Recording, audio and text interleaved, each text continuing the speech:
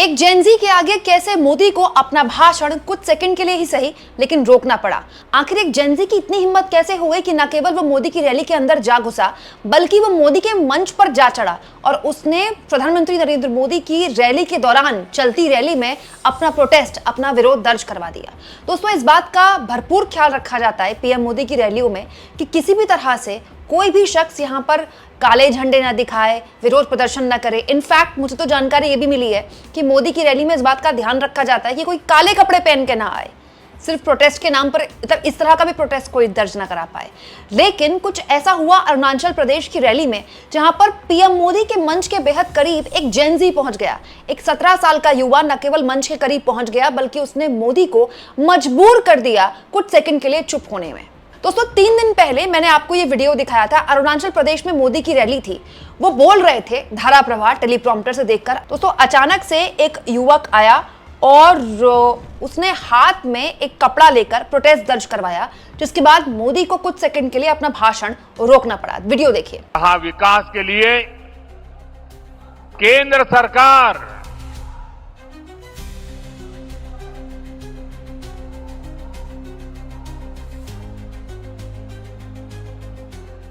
सरकार दोस्तों, मैंने आपको 3 दिन पहले ये वीडियो दिखाई थी, लेकिन क्योंकि वहां पर मेरे कोई रिपोर्टर नहीं थे तो मुझे पता नहीं चला कि एग्जैक्टली प्रोटेस्ट किस बात को लेकर हुआ था, प्रोटेस्ट हुआ भी था कि नहीं हुआ था। लेकिन अब इस पूरे मुद्दे को लेकर खुले तौर पर जानकारी निकल कर आई है। दोस्तों, रणविजय सिंह नाम के सोशल मीडिया यूजर हैं, ये अपने आप को यूपी के पत्रकार बताते हैं और इन्होंने एक फोटो शेयर की है। दरअसल इनके हिसाब से ये जो युवक था ये पीएम मोदी की सभा में आया था अपना प्रदर्शन, अपना विरोध दर्ज कराने के लिए। मतलब ये 17 साल का युवा बताया जा रहा है। दोस्तों, जेनजी है ये और इस शख्स ने हाथ में जो कपड़ा लिया हुआ था, आप देखिए इसमें लिखा था stop hunger strike, give Ladakh there right. अब दोस्तों यहाँ देखिए इस युवा क्या चेहरा भी दिखाई दे रहा है। रणविजय सिंह ने ये फोटो शेयर किया है। इस फोटो शेयर करते हुए लिखते हैं 3 दिन पहले मोदी अरुणाचल प्रदेश गए, उस वक्त एक वीडियो आया जिसमें वो बोलते बोलते रुक जाते हैं। असल में उसी वक्त भीड़ से एक 17 साल का लड़का हाइगियो ओबिन नाम इनका लिखा हुआ है, उठा और नारे लगाने लगा। उसके हाथ में कपड़ा था जिस पर लिखा था लद्दाख को उसका हक दो। ये विरोध भी न्यूज चैनल ने नहीं दिखाया हो दोस्तों, लेकिन मेरी कोशिश रहती है कि हर तरह की पॉलिटिकल अपडेट मैं आपके सामने रखूं। इसके लिए अगर एक दिन में 3 रैलियां होती तो मैं तीनों की तीनों रैलियां देखती हूं ताकि कोई अपडेट आपके सामने ना छूटे। उस वक्त भी मैं रैली देख रही थी और मैंने ये चीज़ नोट की थी कि मोदी को बीच में रुकना पड़ा था।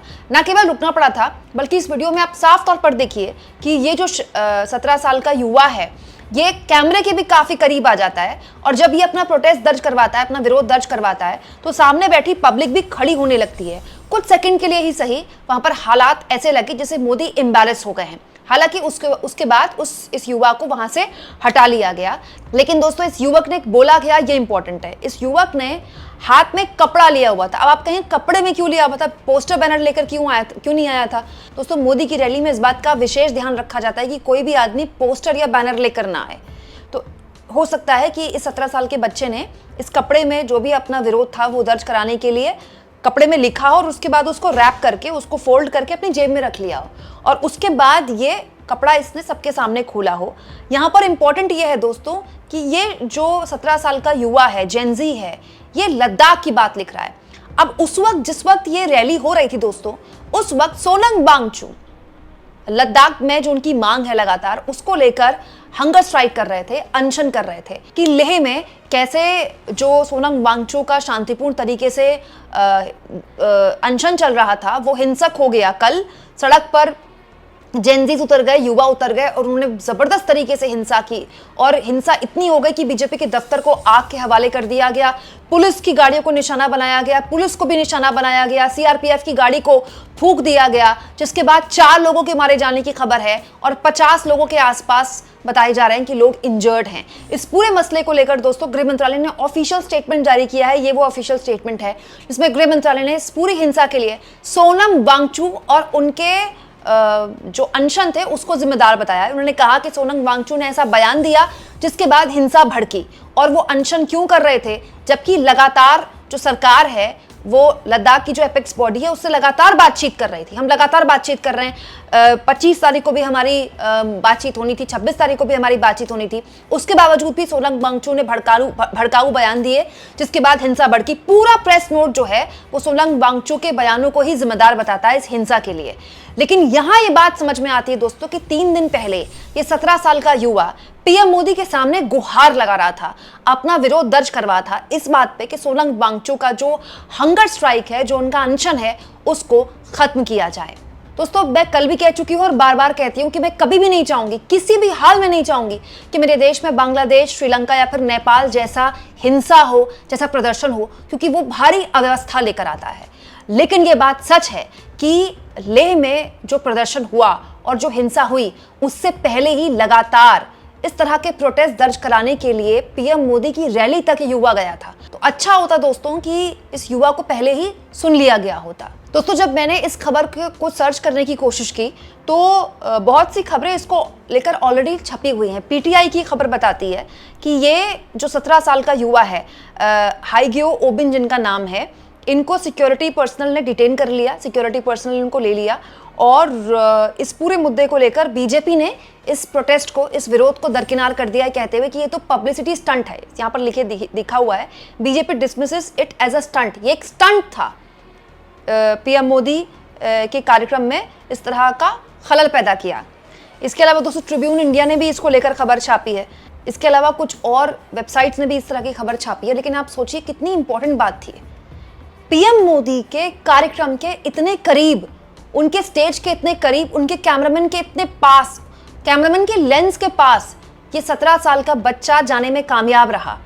ये पीएम मोदी की सुरक्षा के लिए तो खतरा है ही, लेकिन साथ में इस बच्चे के मन में सरकार को लेकर एक जो गुस्सा है, जो सवाल हैं, वो भी बताता है। बीजेपी ने भले ही इसको स्टंट मानकर डिसमिस कर दिया गया हो, उसको दरकिनार कर दिया हो, लेकिन दोस्तों, इस देश की युवा आबादी को सुनना सरकार की जिम्मेदारी है, यह सरकार का कर्तव्य है। और ऐसा नहीं कि वो प्रोटेस्ट करे तो ही आप सुनिए, आप उनके लिए काम करें, इसी के लिए तो आपको गद्दी में बिठाया गया है। दोस्तों, पीएम मोदी को यूथ आइकॉन बताया जाता है। जब चुनाव आते हैं तो मोदी जी जेनजीज के साथ वीडियो बनाते हैं। 2024 के लोकसभा चुनाव में गेमर्स के साथ मोदी ने वीडियो बनाई थी, याद होगा आपको। पीएम हाउस में उन गेमर्स को बुलाया गया था। मोदी जी ने यूट्यूब में वो गेमर्स जो कि बहुत अच्छे यूट्यूबर्स हैं, जिनकी व्यूज बहुत ज्यादा हैं, उनके साथ मोदी वीडियो बनाते हैं। लेकिन दोस्तों, जेनजी केवल गेम नहीं खेलते, जेनजी केवल इंस्टाग्राम की रील्स में डांस नहीं करते। जेनजी इस देश के बहुत बड़ी तादाद में सड़क पर लाठियां भी खाते हैं परीक्षा भर्तियों को लेकर। जेनजीज बड़ी तादाद में बेरोजगारी को लेकर अपने अपने राज्य में प्रदर्शन भी करते हैं। जेनजीज बड़े स्तर पर पेपर लीक के मुद्दे को लेकर भी सड़क पर आंदोलन करते हैं। उन्हीं में से एक 17 साल का बच्चा था।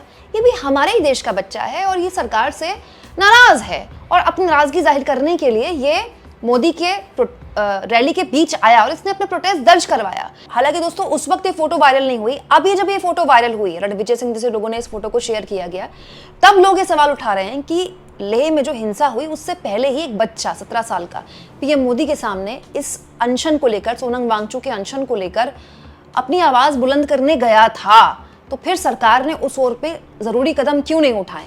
हालांकि सोनम वांगचुक भी इस पूरे मामले में लगातार अपनी बात मीडिया में रख रहे हैं। राजदीप सरदेसाई को उन्होंने इंटरव्यू दिया कल और कहा कि मेरे ऊपर सीबीआई के केसेस लाद दिए गए, मेरे जमीनों पर सीबीआई के छापे पड़ रहे हैं और मुझ पर लगातार एक तरह से सरकार मेरा दमन कर रही है, कहने की कोशिश सोनम वांगचुक कर रहे हैं। और मैं सोनम वांगचुक को भी क्लीन चिट नहीं दे रही हूँ।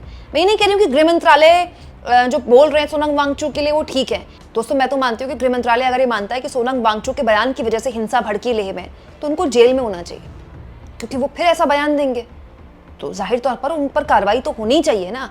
लेकिन दोस्तों, सबसे इंपॉर्टेंट जो ये 17 साल का बच्चा पीएम मोदी के मंच के करीब दिखाकर गया है, वो इस देश के युवा की आवाज है, जेनजी की आवाज है और उसको हर हाल में मोदी को सुनना ही चाहिए। अब उनके सामने आकर एक बच्चा खड़ा होकर उनसे कोई बात रख रहा है, उनसे अपनी मांग रख रहा है, तो उसको प्लीज दरकिनार मत कीजिए मोदी जी।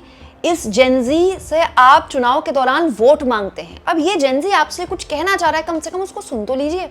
आप इस मुद्दे पर क्या सोचते हैं दोस्तों, कमेंट बॉक्स में जरूर लिखें और जितना हो सके चैनल को शेयर करें, सब्सक्राइब करें और थैंक्स और ज्वाइन के ऑप्शन से अगर आप चाहें तो कुछ आर्थिक मदद भी चैनल की जरूर करें।